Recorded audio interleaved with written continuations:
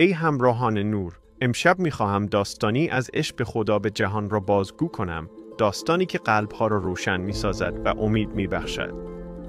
شبی که زمین در شوق یک تولد مقدس و فرخنده لرزید. سالها پیش واقعی سال فیل رخ داده ابره با سپاهش به قصد ویرانی کعبه آمد. خداوند مهربان پرندگان ابابیل را به یاری فرستاد. مکه در پناه امن الهی ماند. چند سال بعد شبی رسید که مانند آن نبود. آسمان آرام و روشن بود، گویی ستارگان نزدیکتر بودند. در خانه عبدالله و آمنه نوری آسمانی تمام اتاق را پر کرد. در آن لحظه بت‌های مکه از جای خود افتادند. محمد پیام آور عشق در این دنیا دیده به جهان گشود. زمین لبخند زد. یک جهان نو آغاز شد.